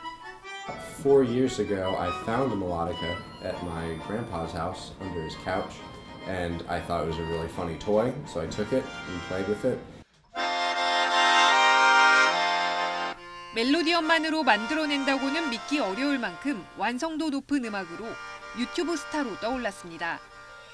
해리포터 주제곡을 연주할 때는 호그와트 교복을 입는 등 직접 구한 의상과 소품으로 보는 재미도 더했습니다. 하지만 뭐든 다 연주할 것만 같은 이들에게도 불가능한 분야는 있습니다. People ask us like, "Oh, can you play every genre?" And we're like, "Yes, except rap, because there's not really notes in rap music. It's just words." 멜로디언 하나로 신선한 충격을 안겨준 이들은 앞으로도 새로운 곡을 향한 도전을 이어갈 계획입니다. YTN 이진입니다. 일본 정부가 내년 4월부터 저소득층 가구의 대학생들에게 수업료와 입학금을 지원해주는 방안을 추진하고 있습니다. 일본 정부는 국무회의에서 이런 내용이 담긴 관련 법안을 확정했습니다.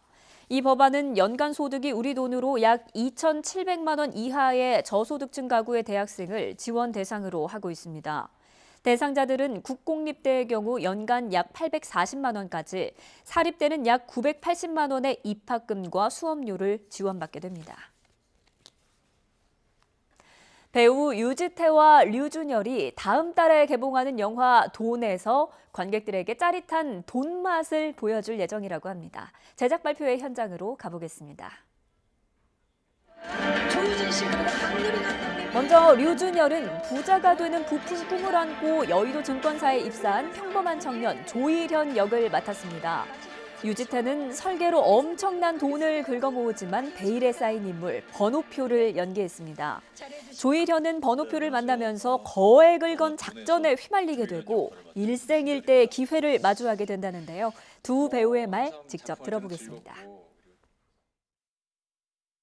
저는 실제로 여의도에 지금 조일현이 왔다 갔다 했던 증권사 골목에 있는 큰 회사에서 아르바이트를 한 적이 있어요. 직장 생활인들의 어떤 그 패턴을 짧게나마 경험해 본 적이 있어서 이련이에게 좀 잘 묻어나지 않았을까? 돈은 뭐 잘 쓰면 정말 선하지만 정말 잘못 쓰면 너무 악해지니까 네, 사람을 너무 피폐하게 만들고 그런 양면성을 잘 표현했던 캐릭터가 아닌가 뭐 이런 생각을 하고 있습니다. 부드럽게 얘기하지만 굉장히 사람을 위협할 수 있는 그런 느낌, 아우라가 느껴지게끔 해야 된다. 올 겨울은 추위 아니면 미세먼지가 기승입니다. 우선 현재 서울 기온은 영상 2.5도로 어제 같은 시각보다 4도가량 높은데요. 하지만 온화한 서풍을 타고 중국발 스모그가 유입되고 있습니다. 때문에 전국적으로 초미세먼지 농도가 짙게 나타나고 있으니까요. 외출 시에는 황사용 마스크를 반드시 착용하시기 바랍니다. 오늘 미세먼지보다 입자가 더 작은 초미세먼지 농도가 짙게 나타나고 있습니다. 현재 남해안을 제외한 전국의 초미세먼지 농도가 나쁨 수준 보이고 있는데요.